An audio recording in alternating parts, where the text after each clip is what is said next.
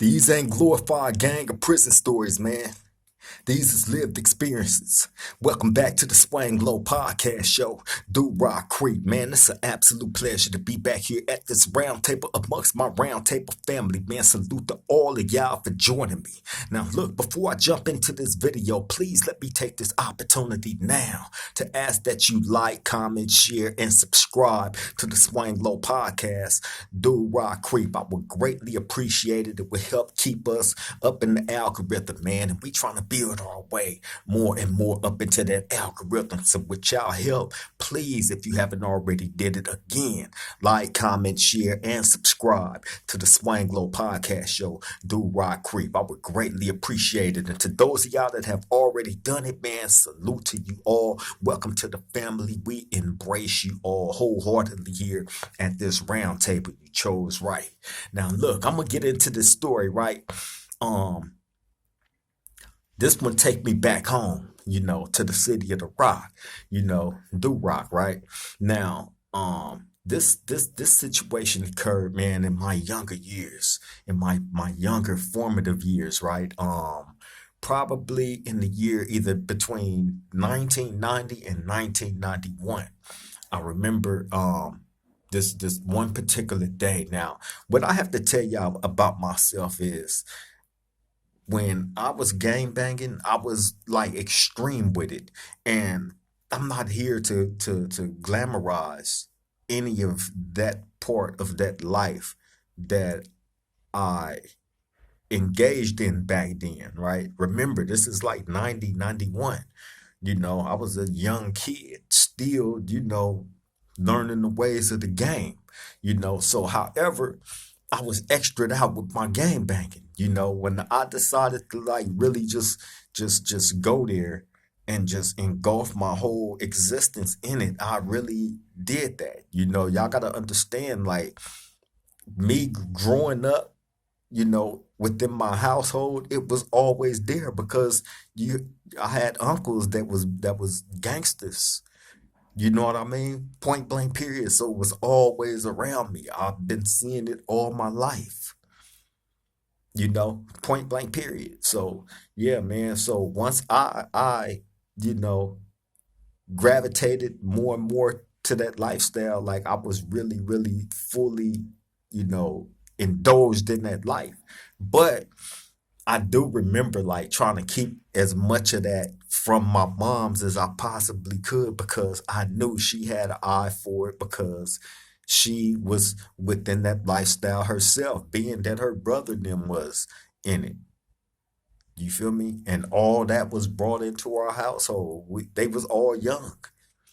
They wasn't gonna be nowhere else but with my moms. I'm speaking about my uncles. My uncle Darcel, who was from Nine Nine Mafia, my other uncle Muscle, who was from Grape Street, my other uncle Big Robert, who people known him as Big Too Sweet, who's from Bounty Hunters, rest in peace. Um uh I got family members, man, like all over. You feel me? It's just always been in my household. I also had another uncle named Pete. My uncle Pete, who when I was younger always thought was a Crip, but he was from PDL. You feel me? My uncle Pete, that was my uncle Darcel from Nine Nine Mafia's brother, his blood brother. You know what I'm saying? And um, they was always together. I remember how tight they was. And I just always thought I already knew my uncle Darcel was a Crip, so anytime I seen him and Pete together, for one, Pete, I just remember him always wearing a lot of blue, but the whole time he was a blood, he was from PDL. He ended up passing away um from sickle cell, I believe, you know, when I was young. So, but yeah, man, but seeing these dudes all the time, always around me, with that, that's what I picked up, you know. And anyway, but I tried to keep it away from moms as much as I possibly could, because like I said, she had an eye for it being that, she was around it herself, right? And bam, uh, me and my moms was just having a conversation, me, her, and my beautiful girl, Miss Golden, right? Um, the best conversations I wish I can get on the show, man, because my mom's, I'm telling you, like, is a real OG. I'm telling you, man. But ended up like changing her life for like many, many, many, many years ago. But you know, definitely a OG, been around. She knew. But I remember us just having a conversation not too long ago when she was telling Miss Golden, like, yeah, I remember driving down the street one day you know, um, and I remember seeing him out, him and some of his little friends, and they had these blue rags hanging out their pocket, and they had these dark loc shades on, and they had all this blue on, and you know, um, I remember when he had left the house, he wasn't dressed like that, right? Right. So, like I said, I was trying to keep it away, but she was seeing me in the streets. You know what I'm saying? So, but yeah, but anyway, back to the story. Just giving y'all some back history on how extra out I was with my gang banging, right? But anyway, so just imagine um uh uh a young dude in my teens. I'm walking down the street one day minding my business, and I remember hitting the shopping plaza in the hood, or the one that was in the hood at this time, right?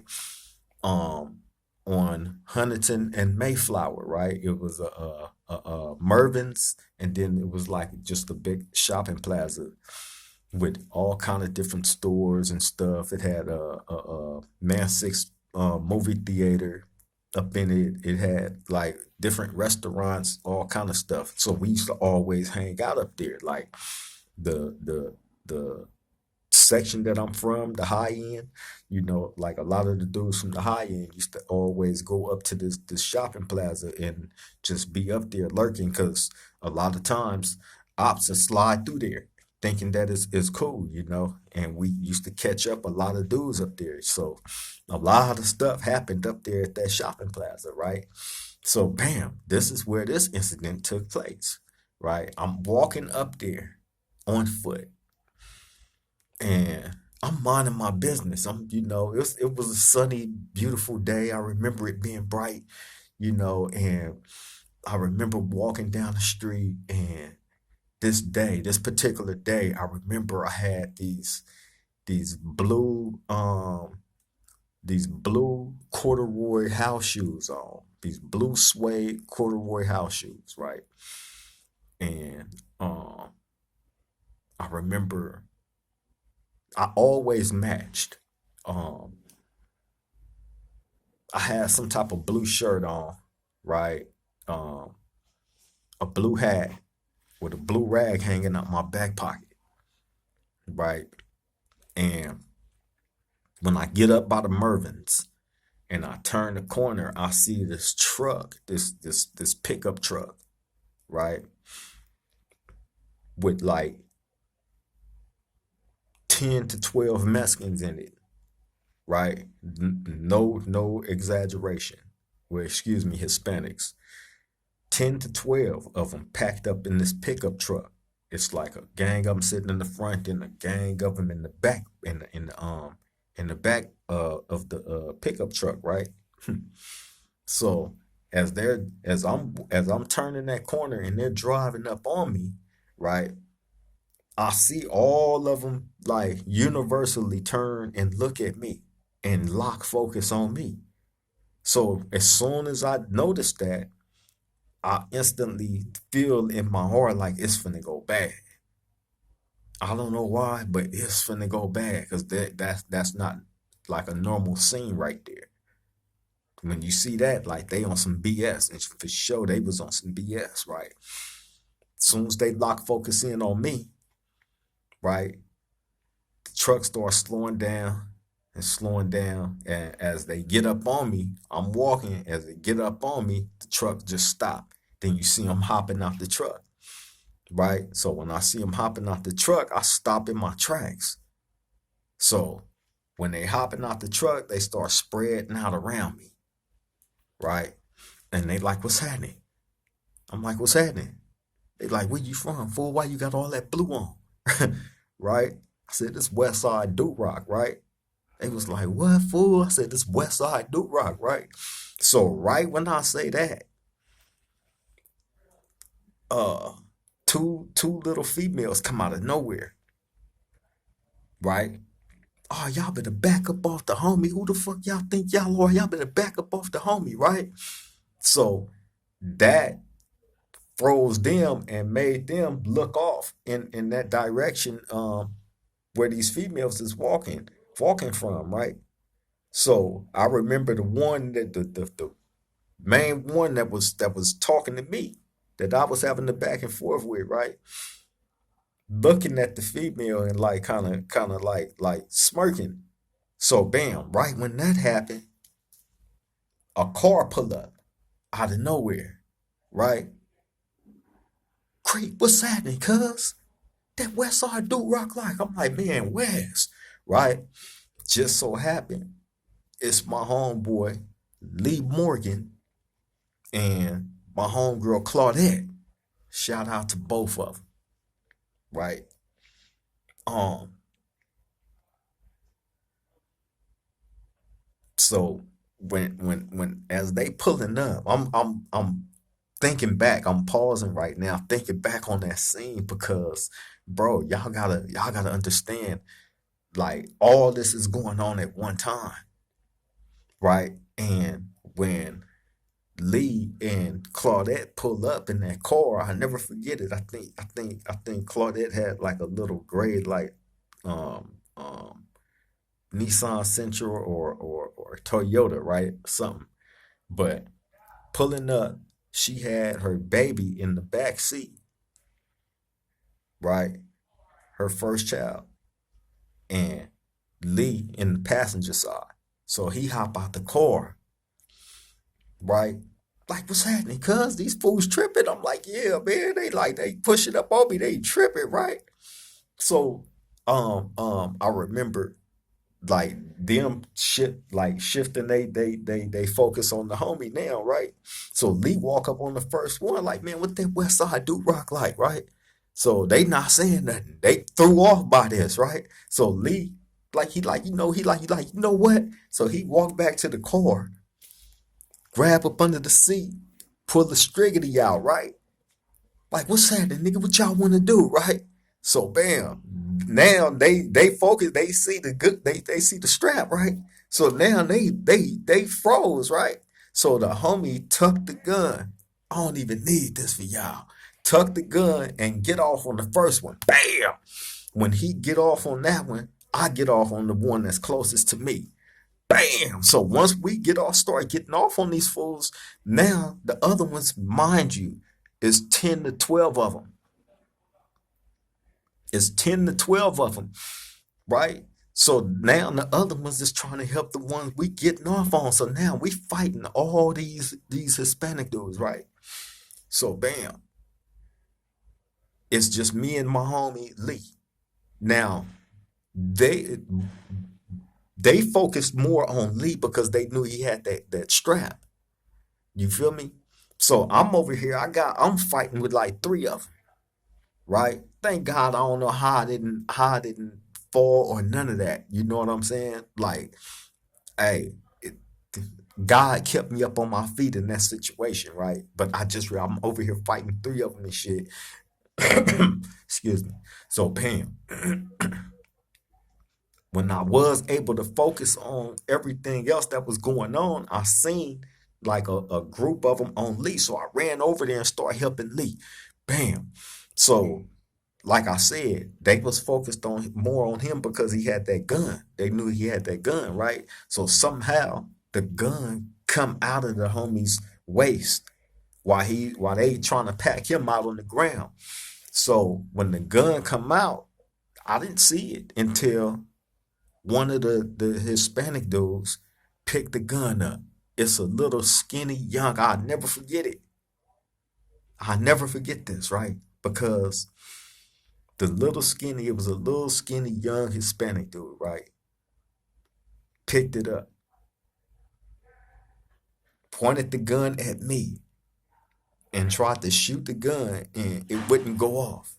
I guess the gun, I'm froze just like this because, like I said, when I look over and notice it was a lot of them on him, I ran over and started getting cracking.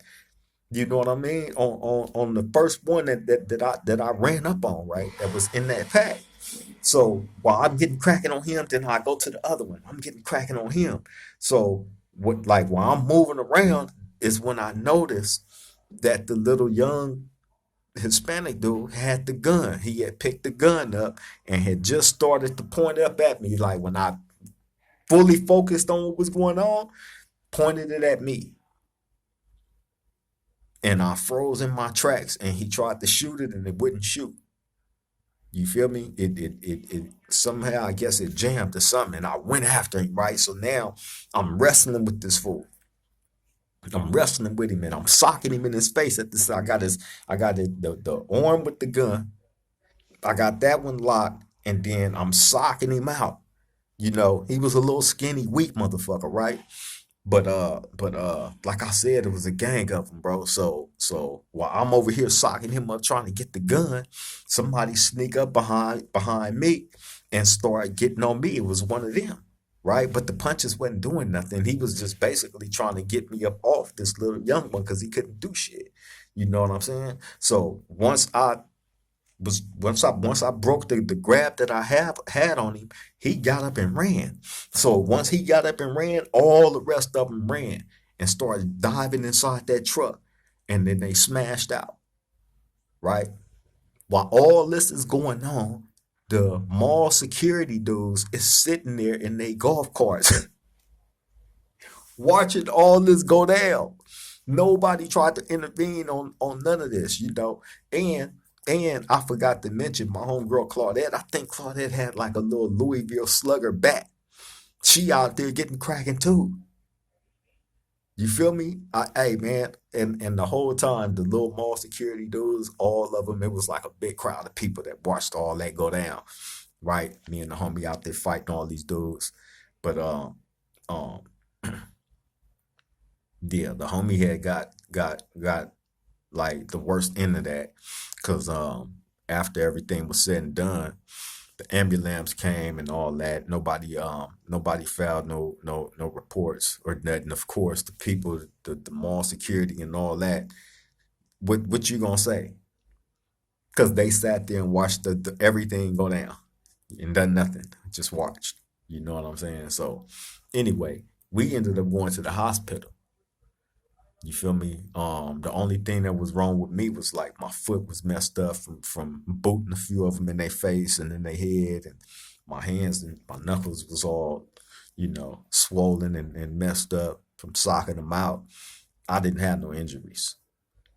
Like I said, the homie Lee, he really um had the majority of the injuries, unfortunately, because it was more of them on him than it was on me. They was on him because they knew he had that gun. But man, hey, even with all them, the majority of them being on him, they still couldn't do that. It took a long time. Like I said, this was a big brawl. When he got off and I got off, we out there squabbling these dudes down. But to show you how fate would have it, when that little young Hispanic dude picked that gun up, his intentions was to kill me because he pointed it right at my face, close, and had me, and I was froze, and that gun jammed. You feel me? Imagine being in a situation like that close to death. That was probably like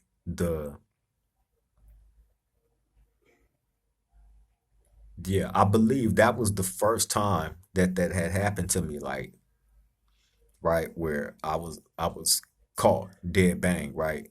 That was the first time something like that happened. It was another time where where I think I told y'all the story about um a situation that took place where a Hispanic guy had got knocked out. You know, he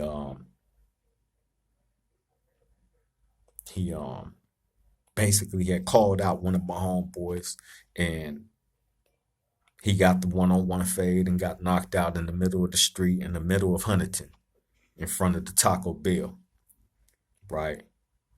And he's laid out in the middle of the street, and when he woke up, I was the first person he seen. So he locked that memory in his head forever. So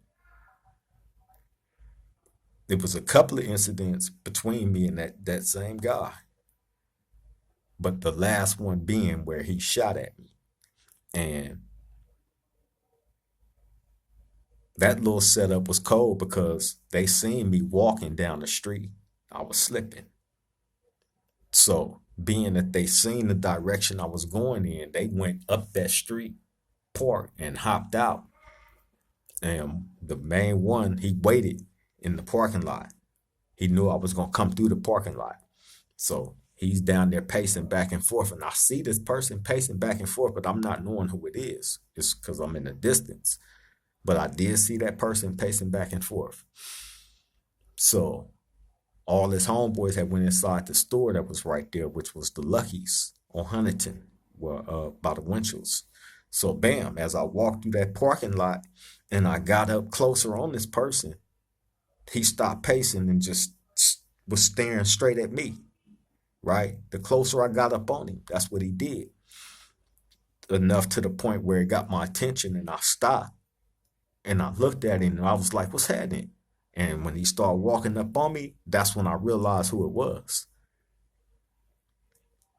So as he walked up on me, I seen him digging inside his pocket, and that's when he pulled the gun out.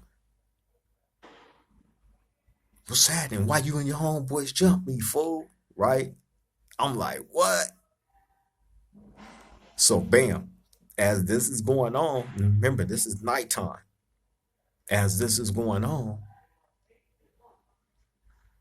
a car that's randomly driving in the parking lot come in, was pulling in and turned our way, and the light from the car hit us. And when it hit us, it made him look off in that direction. Once he looked off in that direction, I rushed him.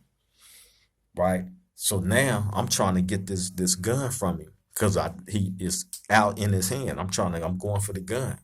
So while we are wrestling back and forth, he ended up falling backwards, straight back. And I land on top of him. So now it's a struggle for the gun. He got a death lock on this gun. So I'm trying to get it. I'm trying to get it. Right? He like, let me go, fool, let me go, right? So I'm trying to get it. He's not letting that gun go no matter what, right? So bam, I just said, fuck it. I jumped up and just ran, right? So while I'm running real low, right? I just remember just getting as low as I could and while I'm running at the same time. And that's when I start hearing the shots, bing, bing, bing, right? Just flying by my ear. That's all I was hearing, right?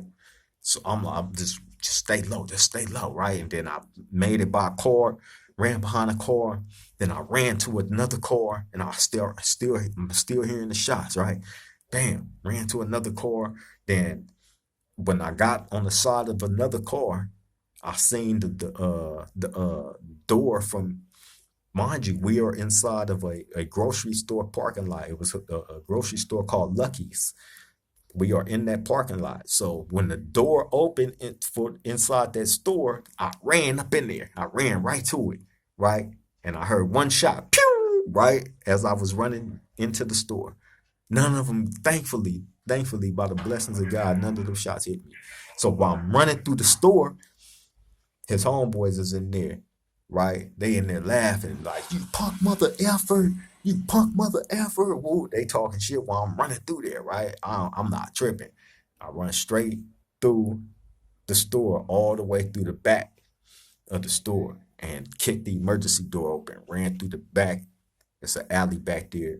You know what I'm saying? Ran through that alley. You know what I mean? And got home. You feel me? So, but yeah, man, that was the other time, that I had got popped at, like close range. Like, so I'm saying this to say, you know, um, being that close to losing your life in that lifestyle and then continuing this, the signs is there, like, okay, it's something that you need to change up. The same thing keep happening because easily that gun could have worked that first time when that young dude pointed it at me and he attempted to shoot and it jammed. Thinking back on that now, like, I kept tempting fate after that. Okay, I didn't catch a death, thankfully, but I still tempted fate to the point where I ended up in a predicament of being in prison. But taking them times and the moments, to shine light on the people that was impactful in my life because my homeboy Lee Morgan, and my homegirl Claudette back then. Again, shout out to Claudette. She married to the homeboy Baby Nut now, man. Shout out to Baby Nut too as well. Um, you know, they pulled up, man, and got cracking. Saved my life. Everybody that was involved in that situation, that story that I just described to y'all, is exactly how it happened. And I remember us being in the hospital after all that. Again with my hand and my foot, but I was other than that I was straight.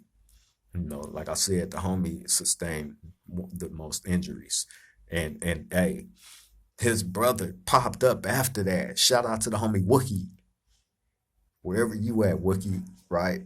Wookie was a man. Hey, Wookie pulled up, man, and went crazy, right? I'm talking about, man. Hey, shout out to Wookie, man. You feel me? That's all I'm gonna say. You feel me? But he had all us turned up. He turned everything up. Period. From that situation that took place, he had everything turned up. Period. That's all I'm gonna say. You feel me? But yeah, not to glamorize any of this stuff though, man. But just thinking back on it, I wanted to show y'all the blessing in the people that was impactful in my life in one way or another. I've been bouncing from hood to hood, going from, city to city, and, giving everybody their due diligence, giving them their flowers now, and whether they still alive, whether they still living in that life, or you've changed, or whatever transition you chose to make in your life, man. Hey, may many more blessings come to you, and you know, salute to all of y'all. This is me giving the shine to the ones that I know that has made impact, and not just in my life, but in others too, and continue to do so. You know what I'm saying? So salute to the homegirl Claudette again. Salute to the homie Lee Morgan. You know, they definitely showed up for me. For real, for real. But yeah, man, I just wanted to share that little story with y'all, spin the block out to the rock, and give the home team some shine, man. The city of Duroc. Of course, hey, these videos are strictly to help rebuild, the image of what we probably, need to work on more, man. You know what I mean? Point blank, period. So sending love out to Mons, much love. as always, thank everybody for popping back up at this round table, though, man. Salute to all of y'all. Thank you for joining me, man. Coming back to listen to another one of these crazy stories again. This is not to glorify anything or any of the bad acts or decisions that we was making back in our younger youth. This is to show y'all the blessing of, unfortunate, ugly situations, that one find himself in, and I'm blessed to still be here to tell y'all about it and talk about it. So is the other people that I've mentioned, and eventually, shit, hopefully when the documentary and all that is put together, we can get some of these people to be more visual in within the film, hopefully. Let's pray on it. On that note, I'm finna get up out of here, let y'all get back to doing y'all, man. Thank you. And again, if you haven't already did it, please like, comment, share, and subscribe to the Swing Glow Podcast Show. Duroc Crip. It won't cost you anything. And make sure you hit the notification bell so when we drop these videos or we go live, you won't miss a beat. You'll be right there front and center. On that note, I'm finna get up out of here, man. Y'all take care. Stay safe. I love all y'all. Till the next time we meet at this round table, triple gang.